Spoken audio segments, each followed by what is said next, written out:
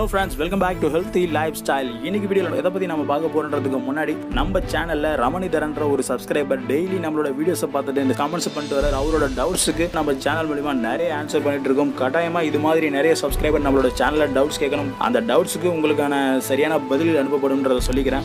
இந்த வீடியோல நாம எதை பத்தி பார்க்க போறோம்னு கேட்டீங்கன்னா, நெஞ்செரிச்சலை கட்டுப்படுத்துறதுக்கு நீங்க சாப்பிட வேண்டிய உணவுகள் என்னன்றது பத்தி நாம இன்னைக்கு வீடியோல பார்க்க வரோம். இன்றைக்கு இருக்கக்கூடிய வாழ்க்கை முறை அதுக்கப்புறம் உணவு பழக்கத்தால ஏராளமான மாற்றங்களை நாம செஞ்சுட்டு வரோம். நம்மளோட உடல் நல்ல ஆரோக்கியம் முதல் கொண்டு இதனால பெரிதும் பாதிக்கப்படுதுன்னே சொல்லலாம். நம்மளோட பாரம்பரியமான உணவு பழக்கம் மாற ஆரம்பிச்ச நாட்கள்ல இருந்து செரிமானம் தொடர்பான பிரச்சனைகள் கிளம்ப ஆரம்பிச்சுட்டு இருந்தாங்க சொல்லணும். அதுக்கு காரணம் நம்மளோட நாட்டோட தட்பவெப்ப சூழலுக்கு ஒவ்வாத உணவுகளை நாம தொடர்ந்து எடுத்துட்டு வரதுதான். இந்தியாவில் பெரும்பாலானோருக்கும் நெஞ்செரிச்சல் பிரச்சனை இருக்கதான் செய்து. வழக்கமா இது சாதாரண நெஞ்செரிச்சல்னு நம்ம எடுத்துக்கிட்டாலும் நெஞ்சில ஏற்படுறதுல இது உணவு குழாயில் ஏற்படக்கூடிய ஒரு பெரிய பிரச்சனையா பார்க்கப்படுது. இதுக்கான காரணம் என்ன? நாம சாப்பிடுற உணவு உமிழ்நீரோட கலந்து முதல் கட்டமா செரிமானம் செய்யும். அது முடிஞ்சதுக்கு அப்புறமா உணவு குழாய் மூலமா இரைப்பைக்கு செல்லும். உணவு குழாயில மேல்முனையில இருக்கக்கூடிய கதவு நாம சாப்பிடுற உணவை மூச்சு குழாய்க்கு எடுத்து செல்றதுதான் பாக்குது. உணவு குழாய்க்கு கீழ் முனையில இருக்கக்கூடிய கதவு இரைப்பையில சுரக்கக்கூடிய அமிலத்தை உணவு குழாய்க்குள்ள நுழைய விடாம தடுக்குது. இரைப்பையில சுரக்கக்கூடிய அமிலம் இந்த எல்லைக்கோட்டை கடந்து உணவு குழாய்க்குள்ள தேவையில்லாம நுழையிறது தான் நெஞ்செரிச்சல் ஏற்படுறதுக்கு முக்கியமான காரணமா பார்க்கப்படுது. சரி, இரைப்பை அமிலம் இது ஒரு முக்கியமான காரணமா பார்க்கப்படுதுங்க.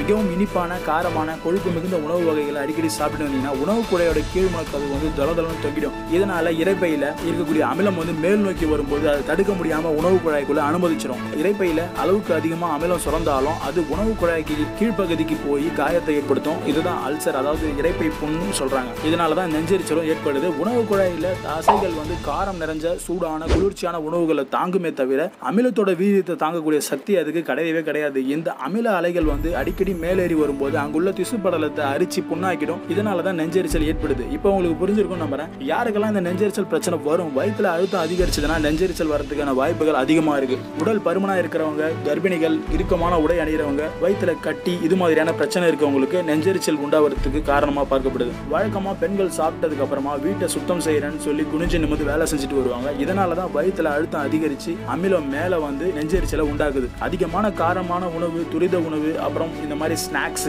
இது அடிக்கடி சாப்பிடுறது, அப்புறம் காலை உணவை தவிர்க்கிறது, சரியான நேரத்துல உணவை சாப்பிடாம இருக்கிறது, பசிக்கக்கூடிய நேரத்துல சத்துள்ள உணவு வகைகளை சாப்பிடாம நொறுக்கு தீனிகளால வயிற்ற நிரப்புறது, அதே மாதிரி நைட்ல தாமதமா தூங்குறது, கவலை, மன அழுத்தம் இது மாதிரியான பிரச்சனைகள் கட்டாயமா நெஞ்செரிச்சல் வரதுக்கு முக்கிய காரணமா பார்க்கப்படுதுங்க. நெஞ்செரிச்சல் வராம தடுக்கிறதுக்கு மிதமான உணவுகளை எடுத்துக்கிறதோட இரைப்பையில அமிலத்தோட சுரப்பை கட்டுப்படுத்தக்கூடிய உணவுகளை சேர்த்துக்கிறது ரொம்ப ரொம்ப முக்கியமான விஷயமா பார்க்கப்படுது. அதுல முதலாவதா சீரகம் தாங்க ரொம்ப யூஸ்ஃபுல்லா இருக்கு. சீரகம் செரிமானத்தை துரிதப்படுத்துறதுக்கு உதவாதுனாலும் இரைப்பையில அமிலத்தோட சுரப்பை கட்டுப்படுத்துறதுக்கு ரொம்பவே யூஸ்ஃபுல்லா இருக்கு. இதை அப்படியே கூட சாப்பிடலாம். அப்படின்னு இல்லைன்னா தினமும் சீரகத்தை ஊற வச்ச தண்ணியை குடிச்சிட்டு வாங்க. இங்க குடிக்கக்கூடிய தண்ணீர்ல கொஞ்சமா சீரகத்தை போட்டு குடிச்சிட்டு வாங்க. இந்த சீரக தண்ணீரை குடிக்கிறதால கிடைக்கக்கூடிய நன்மைகள்னு ஒரு ஃபுல் வீடியோ போட்டிருக்கேன். அந்த வீடியோ பார்க்காதவங்க கீழே இருக்க லிங்கை கிளிக் பண்ணி பாத்துக்கோங்க. அடுத்ததா பிராக்கோலி இரைப்பையில அமில சுரப்பை கட்டுப்படுத்தக்கூடியது. பிராக்கோலியில குறைவான அமிலம் தான் இருக்குது. இருந்தாலும் இதை ஒரு வாரம் ஒரு முறையாவது சாப்பிடுவாங்க. ரொம்பவே யூஸ்ஃபுல்லா இருக்கும். அடுத்ததா அரிசி. ஆமாங்க, அரிசி உணவுகள் வயிற்றுல சுரக்கக்கூடிய அதிகப்படியான அமிலத்தை உறிஞ்சக்கூடிய ஆற்றல் கொண்டது. ஒரு நாள்ல ஒரு வேளை உணவாவது அரிசி உணவை நீங்க எடுத்துக்கிட்டு ஆகணும். உடல் எடையை குறைக்கிறேன்னு சொல்லிட்டு முழுவதுமா அரிசி உணவுகளை தவிர்க்க வேண்டாம்னு சொல்றதுக்கும் இதுவும் ஒரு காரணமா பார்க்கப்படுது. அடுத்ததா வாழைப்பழம். நெஞ்செரிச்சலை உடனடியாக குறைக்கக்கூடிய ஆற்றல் வாழைப்பழத்துக்கு அதிக அளவுல இருக்குதுங்க. வாழைப்பழத்துக்கு இயற்கையாவே அமில எதிர்ப்பு சக்தி இருக்கிறதால வாழைப்பழத்தை தொடர்ந்து சாப்பிட்டு வந்தீங்கன்னா நெஞ்செரிச்சல் சம்பந்தமான நோய்கள் சீக்கிரத்திலே விலகிடும். அடுத்ததா இஞ்சி செரிமானத்துக்கு ரொம்பவே யூஸ்ஃபுல்லா இருக்கும். வெறும் வயிற்றுல தினமும் இஞ்சி சாறு கூட சேர்ந்து கலந்து குடிச்சிட்டு வந்தீங்கன்னா உடல்ல இருக்கக்கூடிய கொழுப்போட அளவு குறைக்கப்பட்டு உடல் எடை குறையும். அதே நேரத்தில் இஞ்சி அமிலத்தோட சுரப்பை கட்டுப்படுது. அமில சுரப்பும் கட்டுப்படுது. உணவை செரிக்க வைக்கிறதால நெஞ்செரிச்சல் பிரச்சனை சீக்கிரத்திலேயே குறைஞ்சிடும். அடுத்ததா ஆப்பிள் ஜூஸ். நெஞ்செரிச்சல் ஏற்பட்டுச்சுன்னா ஆப்பிள் ஜூஸ் குடிக்கலாம். ஆரஞ்சு ஜூஸ் மாதிரி இதுல குறைஞ்ச அளவுல அமிலத்தன்மை இருக்குது. அதனால வயிற்றுல நிறைவு தன்மையை தரும். அதே நேரத்துல நெஞ்செரிச்சலையும் கட்டுப்படுத்தும். அடுத்ததா ஓட்ஸ்ல குறைஞ்ச அளவிலான அமிலம் தான் இருக்குது. அதுக்காக ஓட்ஸ் கண்டிப்பா தினமும் சாப்பிடணும்னு சொல்லுங்க. நெஞ்செரிச்சல் ஏற்படும் போது இந்த உணவை சாப்பிட முடியாம இருந்தீங்கன்னா ஓட் மாதிரியான உணவுகளை தேர்ந்தெடுத்து சாப்பிடலாம். நெஞ்செரிச்சல், அசிடிட்டி, வயிற்று வலி இது மாதிரியான பிரச்சனைகளால பாதிக்கப்பட்டவங்க லாக்டோஸ் இருக்கக்கூடிய பால் பொருட்களை கட்டாயமா தவிர்த்துருங்க. ஏன்னா இது உங்களோட உடலுக்கு அதிகப்படியான கொழுப்பை சேர்க்கும். இதனால செரிமானம் தடைபடும். அதனால பாதாம் பால் மட்டும் குடிக்கிறது ரொம்ப ரொம்ப யூஸ்ஃபுல்லா இருக்கும். அடுத்ததா இளநீர். இயற்கையாவே நமக்கு கிடைச்ச வரப்பிரசாதம் எதுன்னு கட்டாயமா இளநீரா தான் இருக்கும். இதுல குறைஞ்ச அளவிலான கலோரிகள் தாங்க இருக்குது.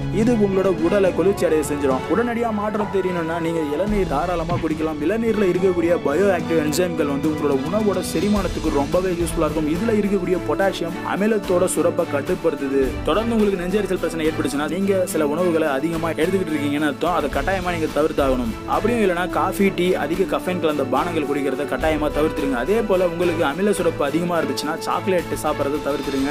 ஏன்னா சாக்லேட்ல மெத்தில் அமிலம் அதிக அளவில் இருக்கு. இந்த அமில சுரப்பு உங்களுக்கு நெஞ்செரிச்சல் வரதுக்கான காரணமாக பாதிக்கப்படுது. மதுபானம், சிட்ரஸ் பழங்கள், அப்புறம் எண்ணெயில பொரிச்ச உணவுகளை கட்டாயமா தவிர்த்துருங்க. சரி, கடைசியா சாப்பிட்றதுல ஒரு சில மாற்றத்தை கொண்டு வரணும். நெஞ்செரிச்சலை தவிர்க்கணும்னு நினைச்சீங்கன்னா நேரத்துக்கு உணவு தேவையான அளவுக்கு சாப்பிடுங்க. அதிக சூடா எதையுமே சாப்பிடாதீங்க. ஒரே நேரத்தில் வயிறு நிறைய சாப்பிட்றத கொஞ்சம் கொஞ்சமா சாப்பிடலாம். வேக வச்ச ஆவில அவிச்ச உணவுகள், அப்புறம் நீர்ச்சத்து நிறைஞ்ச காய்கறி பழங்களை அதிக அளவில் சாப்பிடுங்க. அவசரமா சாப்பிட்றது ரொம்பவே தப்புங்க. அப்படி சாப்பிடும்போது உணவோட சேர்ந்து காத்தும் இறைப்பைக்குள்ள நுழைஞ்சிடும். இதனாலதான் நெஞ்செரிச்சல் அதிகமாக ஏற்படுது. சாப்பிட்ட உடனே படுக்காதீங்க. குறைஞ்சது 2 மணி நேரம் கழிச்சு படுக்கிறதுக்கு போங்க. அப்படி படுக்க போகும்போது கூட படுக்கையோட தலைகணியை வந்து 1 அடியில இருந்து 1/2 அடி வரையும் உயர்த்திக்கோங்க. ரொம்ப யூஸ்ஃபுல்லா இருக்கும். இன்னைக்கு வீடியோல நாம நெஞ்செரிச்சல் பத்தி பார்த்திருக்கோம். இந்த வீடியோ உங்களுக்கு ரொம்பவே யூஸ்ஃபுல்லா இருக்கும் நம்புறேன். இந்த வீடியோ பிடிச்சவங்க கீழே இருக்கக்கூடிய ரெட் கலர் சப்ஸ்கிரைப் பட்டனை பிரஸ் பண்ணி சப்ஸ்கிரைப் பண்ணிக்கோங்க. மேலும் பக்கத்துல இருக்கக்கூடிய பெல் பட்டனை கிளிக் பண்ணிக்கோங்க. இது மூலமா நம்ம சேனல்ல இருந்து வீடியோஸ் உங்களுக்கு ரெகுலரா நோட்டிபிகேஷனா வந்துகிட்டே இருக்கும். நன்றி, வணக்கம். மீண்டும் அடுத்த வீடியோவில் சந்திப்போம்.